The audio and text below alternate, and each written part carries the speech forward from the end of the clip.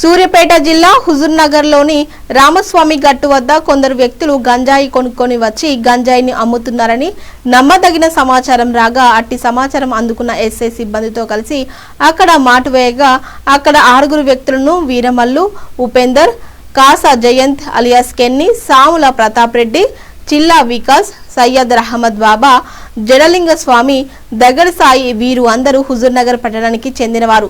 ఈ కేసులో వీరమల్ల ఉపేందర్ అనే అతను తన మోటార్ సైకిల్ ను హైదరాబాద్ లో 20,000 రూపాయలకు అమ్మి తర్వాత వీరమల్ల ఉపేందర్, కాస జయంత్ అను ఇద్దరు ఆ డబ్బులతో ఒడిశా రాష్ట్రంలో 6 కేజీల గంజాయిని కొనుక్కొని వచ్చి దానిని అమ్ముకోవడానికి ప్రయత్నించగా వారిని పట్టుకొని వారి నుండి 6 కేజీల గంజాయిని, ఒక బైక్ మరియు 5 సెల్ ఫోన్లను స్వాధీనం చేసుకొని వారిని కోర్టు ముందు హాజరుపరచడం జరిగింది.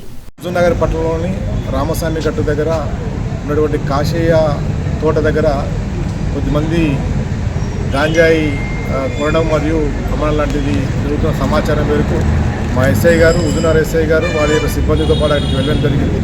వెళ్ళిన తర్వాత అక్కడ 4 వ్యక్తులు ముందుగా వచ్చి తచ్చాడుతూ ఉన్నారు. తర్వాత 2 వ్యక్తులు బైక్ మీద ఒక 3తో పాటు అక్కడ రావడం జరిగింది. వారిని వెరిఫై చేయగా వారి దగ్గర ఒక 6 కేజీల గంజాయి ఉన్నది.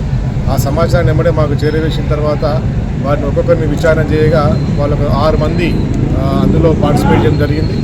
వాళ్ళని గతంలో కూడా గాంజాయి కేసులో ఉన్న వాళ్ళు ఉన్నారు. అందులో వాళ్ళని పూర్తిగా విచారణ చేస్తే వాళ్ళు గతంలో హుజూర్నగర్లో కేసు అయిన తర్వాత అందులో కొద్దిమంది హైదరాబాద్ వెళ్ళి బతుకుతూ ఉన్నారు. ఈ సంక్రాంతి పండుగ తర్వాత మళ్ళీ ఇక్కడికి రావడంతో అందరూ కలుసుకొని ఎట్లాగైనా మళ్ళీ గంజాయి తాగాలన్న ఉద్దేశంతో అందులో ఒక అక్యూజుడు తన యొక్క బైకును హైదరాబాద్లో అమ్మివేసి వచ్చిన డబ్బులతోని ఒరిస్సా దగ్గరలోని మద్దిపాక అనేటువంటి గ్రామానికి వెళ్ళి అక్కడ ఒక వ్యక్తి దగ్గర ఒక 6 కేజీల గంజాయిని కొనుగోలు చేసి దాన్ని తీసుకొని వచ్చి అందరు ఇక్కడ పంచుకున్న సమయంలో మనం వాళ్ళని పట్టుకోవడం జరిగింది. పట్టుకొని ఈరోజు వాళ్ళ మీద కేసు నమోదు చేసి వాళ్ళని రిమాండ్ చేయడం జరుగుతుంది. ఈ క్రమంలో ఒక 5 సెల్ ఫోన్లు వాళ్ళ దగ్గర రికవర్ చేయడం జరిగింది. వాళ్ళు గాంజాయి కొనడానికి వెళ్ళినటువంటి బైకును కూడా మనం రికవర్ చేయడం జరిగింది.